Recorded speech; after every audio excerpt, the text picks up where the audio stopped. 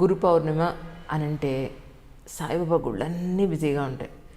మంగళవారం అని అంటే ఆంజనేయ స్వామి గుళ్ళన్నీ బిజీ, శుక్రవారం అని అంటే అమ్మవారి గుళ్ళన్నీ బిజీగా ఉంటాయి, శనివారం అంటే వెంకటేశ్వర. ఇలాగా ప్రజల్లో ఒక పిచ్చ స్టార్ట్ అయిందండి. ఏ పండగలు వచ్చినా దానికి రిలేటెడ్గా ఉన్న గుళ్ళు అంటే ఇంట్లో దేవుడు లేడనా, మరి లేకపోతే అక్కడికి వెళ్ళకపోతే పుణ్యం రాదనా, ఆ రోడ్ల మీద లైన్లు ఏంటో, అసలు రెడీ అయ్యి ఆ గుళ్ళకెళ్ళవేంటో.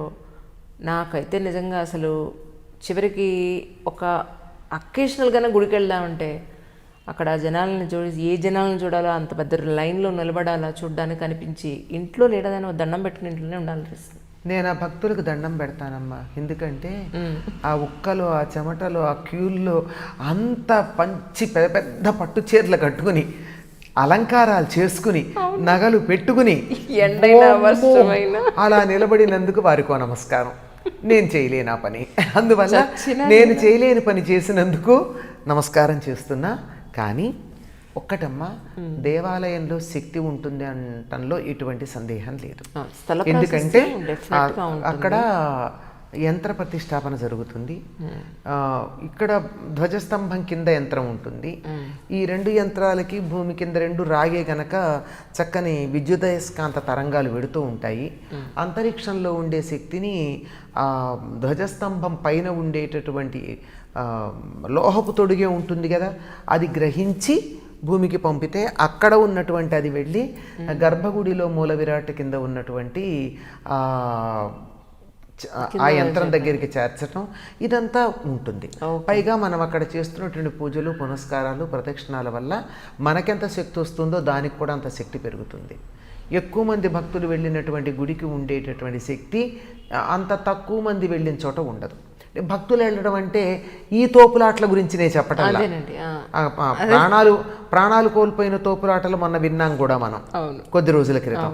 అట్లాంటి వాటి దగ్గర కాదు, మామూలుగా జపాలు, ధ్యానాలు, అర్చనలు, పూజలు, భజనలు జరిగేటటువంటి చోట, పురాణ కాలక్షేపాలు, ఇట్లాంటి సత్కాలక్షేపాలు జరిగేటటువంటి చోట ఎక్కువ శక్తి కేంద్రీకృతం అవుతుంది. అటువంటి చోట ఉన్నప్పుడు మనకు కూడా ప్రశాంతత కలుగుతుందని పెడతాం.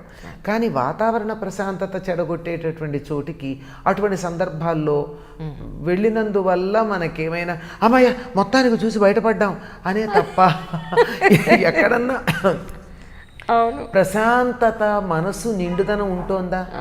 ఉండట్లేదు గనక అటువంటి దానికి వేలం వెర్రిగా వెళ్ళాలా అన్నది ప్రశ్న. ఎందుకంటే ఈ ప్రశ్నకి సమాధానం నా ప్రవర్తనే కనుక నేను పర్వదినాలలో ఎప్పుడూ దేవాలయానికి వెళ్ళలేదు, ఎప్పుడు వెళ్ళాల. ఎందుకంటే కొద్ది సందర్భాల్లో వెళ్ళిన సందర్భం కూడా అక్కడ వాళ్ళు పిలిస్తే, అంటే అక్కడున్న ఆలయం వాళ్ళు పిలిస్తే ఆ దేవత పిలిచిన, దైవం పిలిచినట్టుగా భావించుకుని దేవుడు పిలిచాడని చెప్పి వెళ్ళి, అలాంటి సమయంలో నాకు దర్శనం బాగానే దొరుకుతుంది కనుక ఆ దర్శనం చేసుకురావడం తప్ప నా అంతటి నేనుగా వెళ్ళి అటువంటి ఇరుకులో అంత కష్టపడి వెళ్ళాల్సిన పని లేదు. నేను తిరుమల కనీసం తిరుమల కాదు, తిరుపతి కనీసం సంవత్సరానికి ఈ మధ్య కాలంలో 7-8 సార్లు అయినా వెడుతున్నా. కానీ తిరుపతి వెడుతున్నానే కానీ తిరుమలకి సంవత్సరానికి ఒకసారే వెడతా. ఎందుకని? మంచి దర్శనం నాకు ఒకసారి దొరికిన తర్వాత నేను వెళ్ళి మళ్ళీ ఇంకోళ్ళకి అడ్డం పడి ఇంకొక భక్తురాలో దర్శించుకోవడానికి నేను వెళ్ళి అడ్డం పడడం నాకు అవసరమా? నేను చేసేది పాపం కాదా? జన్మలో మొదటిసారి వచ్చేవాళ్ళు చాలామంది ఉంటారు మారుమూల గ్రామాల నుంచి. అట్లాంటి వాళ్ళు చాలా కష్టపడి వచ్చి దర్శనం కోసం వస్తే నేను 4 సార్లు దర్శనం చేసుకుని మళ్ళీ ఇంకోసారి దర్శనానికి వెళ్ళి వాళ్ళ దర్శనానికి అడ్డం నిలబడ్డానంటే దేవుడు నన్ను మెచ్చుతాడని నేను అనుకోను. అందుకని మళ్ళీ రేపు 21న వెడతాను, 22న వెడతా, 23 అక్కడ దిగుతా, మళ్ళీ 23 రాత్రికి బయలుదేరి వచ్చేస్తా.